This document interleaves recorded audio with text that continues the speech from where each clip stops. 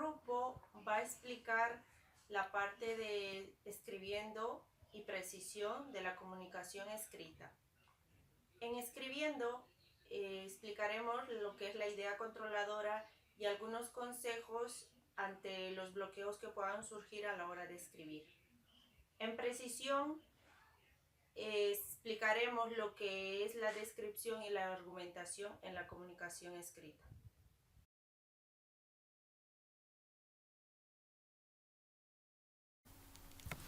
El proceso de escribir.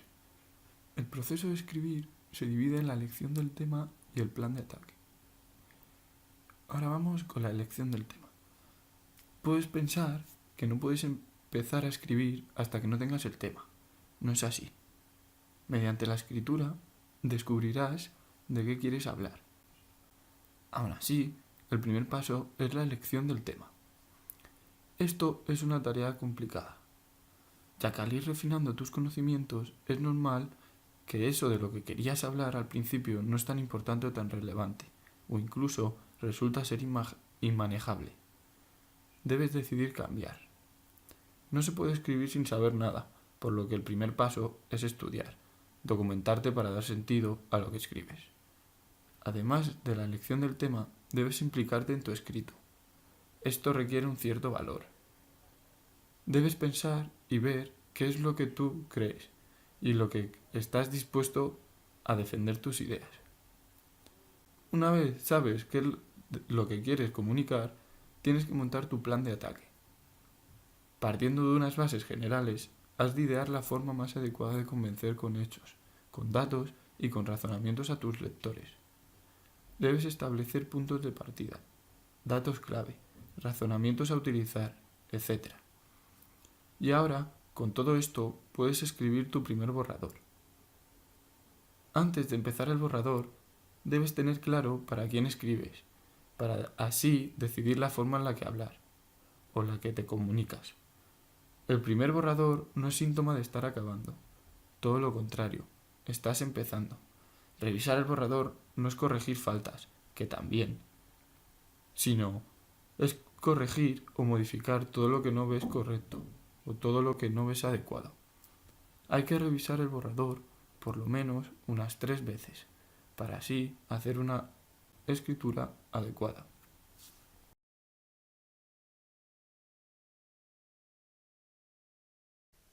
Ahora vamos a hablar de las ideas. Bien, ya hemos visto que necesitamos un tema, un plan de ataque y un borrador. Ahora es el momento de organizar ideas para no perderse. ¿Cómo podemos empezar? Pues, ¿qué tal con una lluvia de ideas? Una lluvia de ideas o brainstorming es una técnica para sacar ideas que ya tienes pero no consigues plasmar. Para ello, escribes todo lo que se te ocurra, aunque a priori te pueda parecer absurdo. Con esas ideas creas la base de tu escrito. Bueno, ya tienes la base, pero toca darle un orden. Cada escritor tiene una manera de hacerlo. Al final, se trata de aclarar las ideas para dar una explicación a lo que quiero escribir. Si el razonamiento que he creado no es muy convincente, hay que dar marcha atrás y volver a empezar. Para hacer uniforme mi argumentación, debo coger una idea como centro, desarrollando todo alrededor de ella. A esta idea la llamamos idea controladora. La idea controladora es imprescindible para conseguir un escrito directo o enfocado. La clave es que la idea controladora debe involucrarte en el escrito.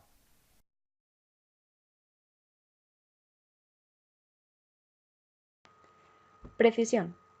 Toda descripción debe ser completa y no ambigua, es decir, suprimir las redundancias o repeticiones de términos e ideas.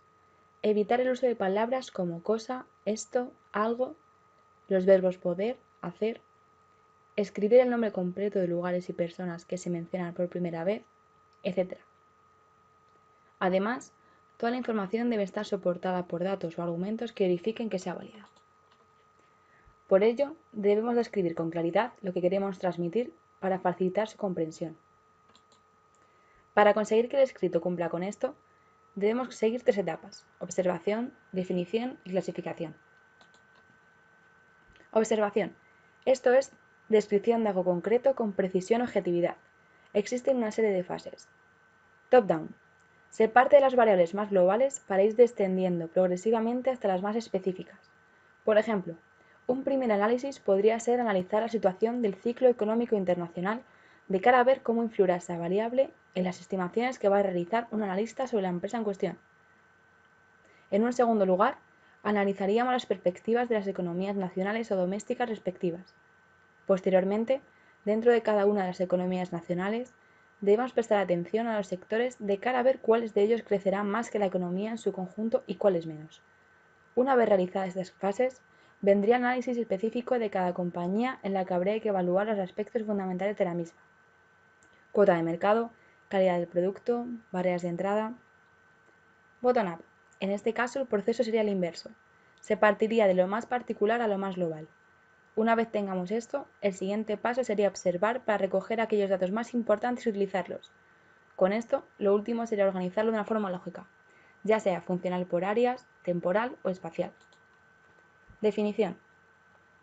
Debemos dar una presentación de la esencia que nos ayude a determinar de qué objeto o de qué se está hablando, y así evitar confusiones, permitiendo reducir o eliminar ambigüedades. Por ejemplo, una hora es una medida de tiempo que equivale a 60 minutos. Clasificación. Ayuda a describir objetos que tomen o tengan varias formas. Debemos seguir una serie de criterios. Relevantes, detalles fundamentales a la hora de describirlos. Ortogonales, independientes entre sí. Y completos, que incluyan a todos los objetos a clasificar.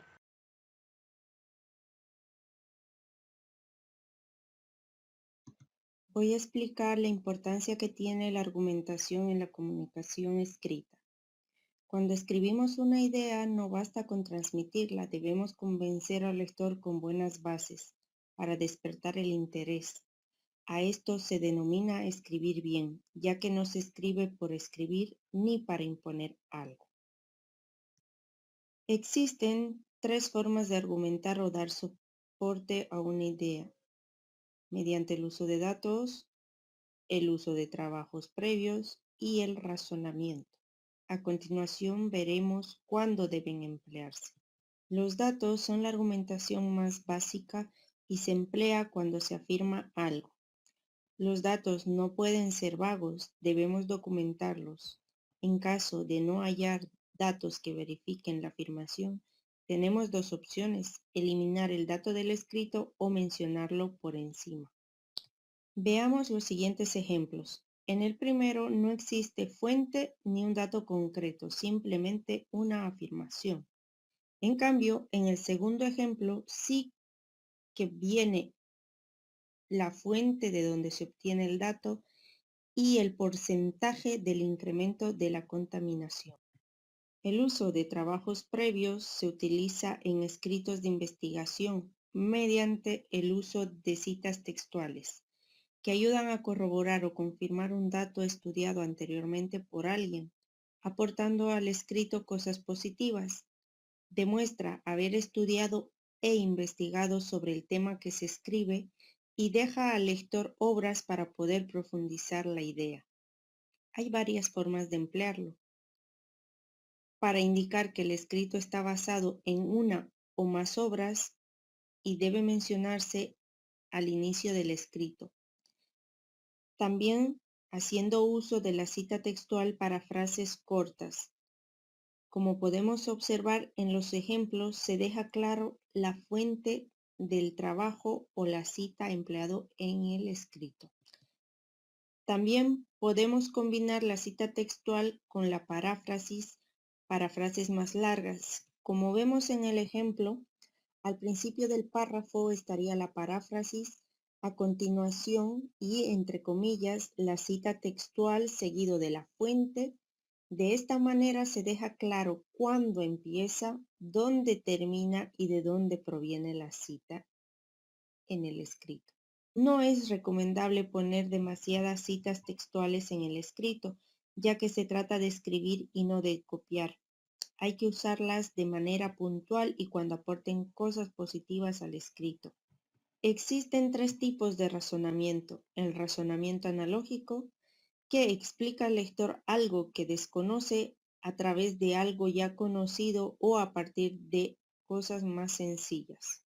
El razonamiento de comparación y contraste indica las diferencias y semejanzas de 2 objetos detalle a detalle para poder apreciar mejor lo que se quiere transmitir. El razonamiento inductivo es como un puzzle que poco a poco se va armando la idea general que se quiere transmitir. Se aconseja usarlo en razonamientos cortos, ya que el lector no sabrá de qué se le habla hasta que no lea varios párrafos u hojas. Los razonamientos deductivos parten de una idea general y luego se va detallando poco a poco en los siguientes párrafos.